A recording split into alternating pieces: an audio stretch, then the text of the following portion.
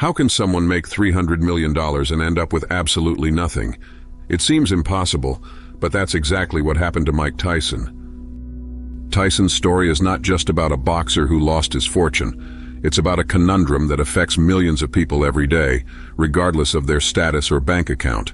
Tyson, the Iron Man of boxing, one of the most feared and highest-paid athletes in the world, declared bankruptcy in 2003. He was accumulating $30 million in debt while at the height of his fame and success. If even a giant like Tyson succumbed to financial problems, what does that say about the rest of us? This is a story of staggering numbers and intriguing paradoxes. During his career, Tyson earned millions per fight. Luxurious homes, sports cars, extravagant jewelry, and even pet tigers were part of their lifestyle. However, with all that money at his disposal, the fall was brutal and inevitable. Why? It's not just bad luck or bad decisions. Tyson's tragedy forces us to reflect on something much deeper: our relationship with money. Money. This is what we seek daily. The force that motivates us to work harder, dream bigger, and in many cases even sacrifice our health and relationships. But deep down, how many of us really understand what money is? What is it for? And more importantly, what does it do to our mind? Mike Tyson is no exception. It is a reflection of a disconnection that many of us face. We work, earn, and spend, often without questioning our habits. We live under the illusion that if we have more money, our problems will disappear. But what if the problem isn't how much we earn, but how we see and manage it? Did you know that nearly 78% of Americans live paycheck to paycheck? And that includes people who earn more than $100,000 a year. How is it possible that, despite earning a lot, so many are still on the brink of the financial abyss? This is the same abyss that swallowed Tyson, and it may be closer to you than you think. You may think, that would never happen to me. But consider for a moment your own relationship with money. Have you ever felt that as soon as money enters your account, it seems to disappear? Have you ever been tempted to follow get-rich-quick promises or financial gurus who offer the secret to getting rich? Just as Tyson surrounded himself with people who exploited his financial weaknesses, many of us are vulnerable to systems and practices that profit from our lack of financial literacy. The promise of easy riches may seem irresistible when we're on the edge, but it rarely delivers what it promises. Mike Tyson's story is not just a personal tragedy, it is a mirror of society. We focus so much on making money that we forget to learn how to manage it. However, without this management, money becomes something that controls us, rather than being controlled by us. And here's the big question: what does money really mean to you? Is it a means to achieving your goals, or is it something you pursue without ever feeling satisfied? At the end of his career, Tyson realized that money was not the solution to his problems. On the contrary, it has become the root of many of them. But this is not just a matter of mismanagement. There is something deeper at play here. The problem is not just the money itself, but the way we view it and how it influences our actions. And that's exactly what we'll explore next. Let's go beyond the numbers and statistics to understand the true nature of money, and more importantly, how it can become an ally instead of an enemy.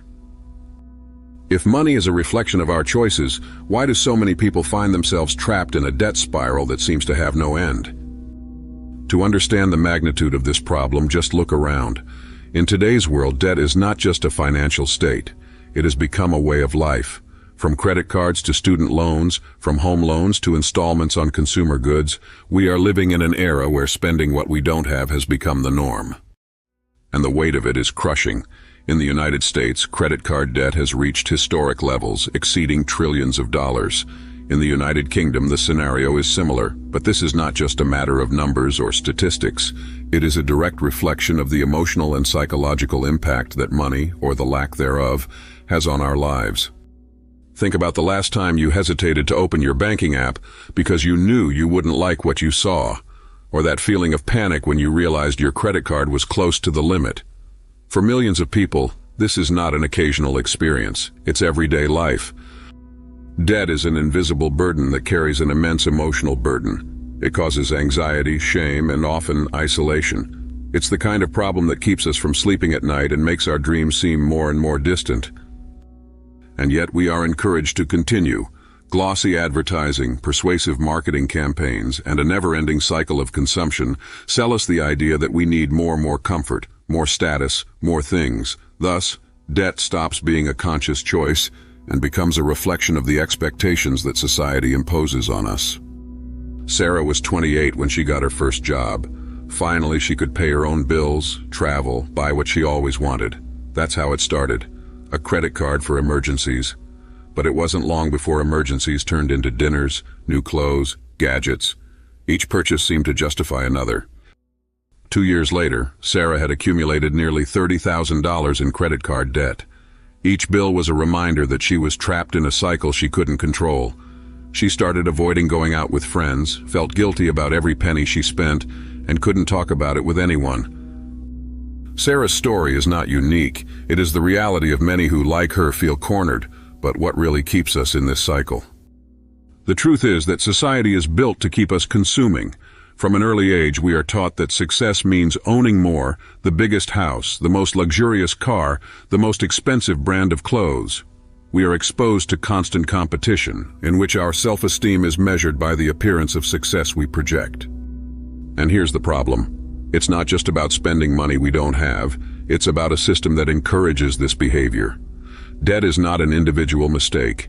It is a tool that supports the economic model itself. Companies profit, banks profit, but we are the ones who pay the price. How many times have you seen an ad promising that you deserve this? This phrase, simple and apparently innocent, carries a powerful message. It convinces us that we deserve to live beyond our means, even if it means sacrificing our financial stability. Now, add to this another trap, the search for quick riches. In moments of desperation, we are lured by financial gurus' promises and miracle schemes. Do this and get rich overnight, they say. And in trying to find a way out, many people end up even more in debt. The vulnerability created by debt makes us easy prey for false promises. It's like trying to put out a fire by throwing gasoline. Now, I want you to think about your own relationship with money. How does money come in and out of your life? Has he been an ally or an enemy? And most importantly, do you feel like you are in control, or is he controlling you? These are not easy questions, but they are crucial, because like Sarah, many of us live in a constant state of vulnerability, just waiting for the next paycheck to arrive to plug holes that never seem to go away. But here's the truth. It doesn't have to be this way. The first step is to recognize that the system is against you. The second is to decide that you are no longer going to play the game by its rules. In the next part, we'll explore something we're rarely taught: how to change our perception of money and build a healthier, more sustainable relationship with it. Is money good or bad? Maybe neither. What if it was just a mirror that reflects what we really value? We have always learned that money is a means of exchange, a tool to acquire goods and services. But this technical definition doesn't explain why money makes us feel so much. Anxiety, joy, ambition, fear. It triggers emotions that we often cannot control. To truly understand it, we need to go beyond the superficial and see money for what it really is, an expression of value. Think about it. When you spend money on something, you are saying, I value this more than the cost I'm paying. And at the same time, when you work, you are trading your time and effort, the most precious possessions you have, for something you believe is equivalent to what you are offering. Money in this context is just the means that translates these perceptions of value. But here's the problem. Do we always perceive this value clearly? Consider a simple example. Buying an expensive coffee at a famous coffee shop. Why do we pay 5 or 6 times more than it would cost to make the same coffee at home? We're not just paying for the taste, we are buying the experience, the status, or perhaps the convenience. Money in this case is not buying a product, it is buying a story we tell ourselves. And this logic applies to almost everything. The market does not set prices solely based on costs or utility. It defines based on the value we, as a society, place on something. This is why we pay millions for a painting, but hesitate to spend more on our health.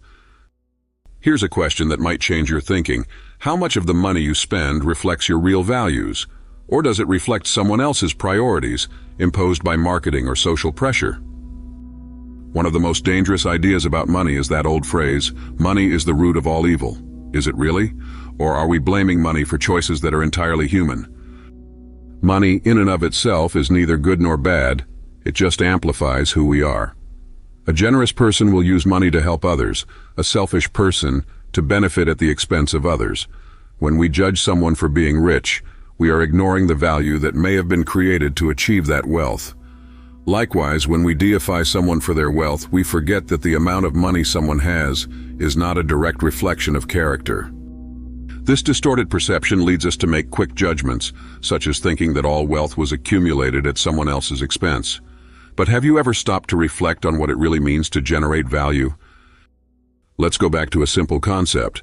Money is value. Imagine a teacher who dedicates her life to educating children. The impact it creates is immeasurable, but the market values it in a limited way. Now think about a digital influencer who promotes beauty products. Your work may be much less transformative, but the market rewards you handsomely. Why? Because the market values what is demanded, and not necessarily what is important. This is one of the greatest paradoxes of money. It does not measure merit, only perception. This disconnect leads us to a dilemma. Are we trapped in a structure where what we do to make money doesn't always reflect what we value? What if we could change that? Here's the bottom line. If money is an expression of value, the key to transforming your relationship with it is understanding what you truly value. It sounds simple, but it's incredibly powerful. Ask yourself, am I spending money on things that bring me true happiness? Am I investing my time and energy in something that makes me feel fulfilled? The answer to these questions can reveal much more about your life than any bank statement. If understanding that money is value already changes the way you see it, imagine the impact of transforming your financial habits. In the next part, we'll explore how you can redefine your relationship with consumption and start building a more sustainable path.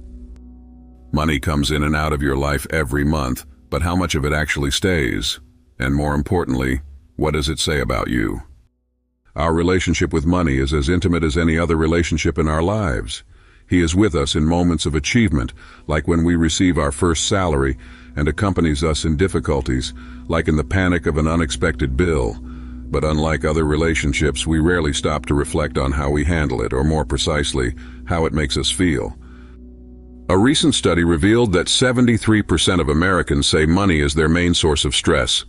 This number includes both people with modest incomes and those with high salaries. The reason? It's not just about how much we earn, it's about how we manage or fail to manage what we have. Have you ever felt like you're running on a treadmill, always moving but never getting anywhere? This is what it feels like to live paycheck to paycheck. Like I said, it's something that affects 78% of workers in the United States. And we're not just talking about low-wage earners. 1 in 10 workers who earn more than $100,000 a year also lives in this same condition. How is it possible that someone with such a high income cannot save? The answer lies in the unbridled race of consumption. It's the idea that no matter how much you earn, your spending always increases to keep up with or exceed your earnings. You buy the car you always wanted, but soon realize you need a bigger house. You buy a new smartphone, but feel like you need another model as soon as the next launch is announced. This constant search for more puts us in a vulnerable position. The more we depend on our next payment to maintain our lifestyle, the more fragile we become in the face of unforeseen events. A layoff, a health problem, or even an unexpected expense can turn this race into a financial disaster. Why do we avoid confronting our financial situation? There is a phenomenon called the ostrich effect, which describes our tendency to ignore negative information, especially information that causes us discomfort. It's like avoiding looking at your bank statement after a weekend of excessive spending. We know reality is there, but we prefer not to face it.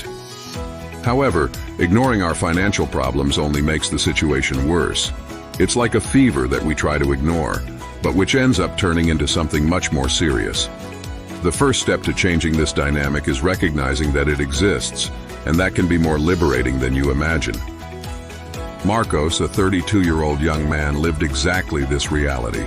He had a good job, an above-average income, and a comfortable lifestyle, but at the end of each month, he was always in the red. When his car broke down and needed urgent repairs, Marcos had to borrow money. It was at that moment that he realized that despite his income, he had absolutely nothing. Marcos's turnaround began with a simple but powerful move, recording all his expenses. He began to write down every day every penny that came out of his account. Before long, he realized that much of his money was going toward expenses that brought no real benefit to his life. Subscriptions he barely used, expensive meals out, and impulse purchases. This process was painful but essential. He not only helped Marcos understand where his money was going, but also made him reflect on his priorities. Instead of continuing to spend to impress others or keep up with trends, Marcos started spending intentionally, prioritizing what really mattered to him. One of the most valuable lessons in personal finance is learning to live below your means. This doesn't mean giving up everything you like, but rather spending less than you earn and saving the difference for the future. Imagine this as a solid foundation for your financial life. Without it, anything you build, be it a career, investments, or even a business, will be at constant risk of falling apart. On the other hand, living below your means creates a margin of safety that allows you to face unforeseen events with confidence and, more importantly, start building real wealth. And here's a practical tip. Before investing, create an emergency fund. This reserve, equivalent to at least 3 to 6 months of expenses, can be the difference between a minor setback and a devastating crisis.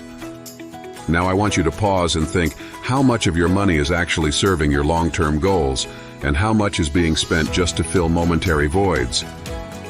This reflection is not easy, but it can be transformative, because at the end of the day, money is just a tool, and how you use it can determine whether it will be your ally or your enemy. If recognizing your relationship with consumption is the first step, the next is learning how to increase your production. It's not just about earning more, but about understanding how to create value so that the market recognizes it. In the next part, we will explore how to transform your potential into tangible and sustainable financial results. If money is a reflection of value, how can we create more value in our lives? The answer lies in production, in what you do to turn potential into reality.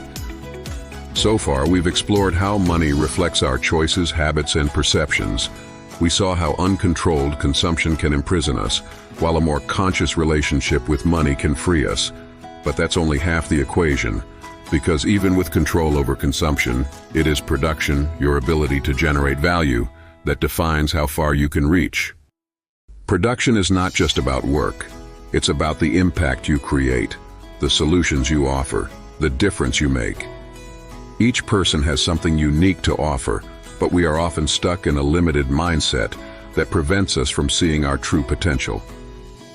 Consider this. A standard 9-to-5 job is, for most people, the most common way to get things done. It pays the bills, brings stability, and, in many cases, gives us a sense of purpose. But is it enough to build the life you really want? The truth is that relying on a single source of income can be risky, especially in a world where stability is far from guaranteed. This is why increasing your production capacity, whether by diversifying your sources of income, creating something new, or improving your skills, is so important. And here's the key point. Production doesn't have to be something grand. It's not about inventing the next revolutionary technology, although that would be awesome if that's your calling. It's about identifying what you already know, what you already do well, and finding ways to transform this into value for the market. Anna always liked cooking, but never saw it as something special. It was just a hobby. She worked as an administrative assistant and had a steady income, but she felt like something was missing. It was only when he lost his job during the pandemic that he decided to try something new. He started selling home-cooked meals to his neighborhood. At first, it was just a way to cover the bills, but over time, she realized there was something more there. People loved her food and kept coming back, recommending her to friends and family. Today, Anna has a profitable small business, and something that started as a necessity has become a passion. Anna's story shows us that we often underestimate our own capabilities. What you do naturally or as a hobby may be exactly what the market values. There has never been a more accessible time to turn skills into value. The internet has eliminated barriers that previously seemed insurmountable. Today you can teach, create, sell, and collaborate globally without even leaving your home. Platforms like YouTube, Etsy, Instagram, and LinkedIn are clear examples of how people are using digital to build businesses, personal brands, and new forms of production. You don't need to be a technology expert to get started. The most important thing is to be clear about what you can offer and to whom. Now ask yourself, what problems can you help solve? What do you already do well that could be transformed into something more? How can you use what already exists, technology, social networks, communities, to amplify the impact of what you do? Producing value is not just about money, it's about meaning. It's about finding a way to contribute to the world in a way that also enriches your life. This is the true path to financial freedom. It's not just about how much you earn, but about the impact you create and the freedom you feel in doing so. This freedom begins when you understand that money is not the end goal, but a tool to achieve what really matters to you. If there's one thing I want you to take away from this video, it's this. Money is not an enemy, nor an end in itself. It is a reflection of your choices, your production, and the value you create. You have the power to change your relationship with him at any time, starting now. If you're ready to take the next step, subscribe to this channel. Together, we'll explore more ways to turn your potential into tangible results. Leave your comment below and share your story. I want to know how you are building your relationship with money and how I can help you on your journey. Thanks for watching this far. The fact that you stuck with me until the end of this video is proof that you are committed to real change. And that is already a big step. Remember, your choices today are shaping your tomorrow. See you soon.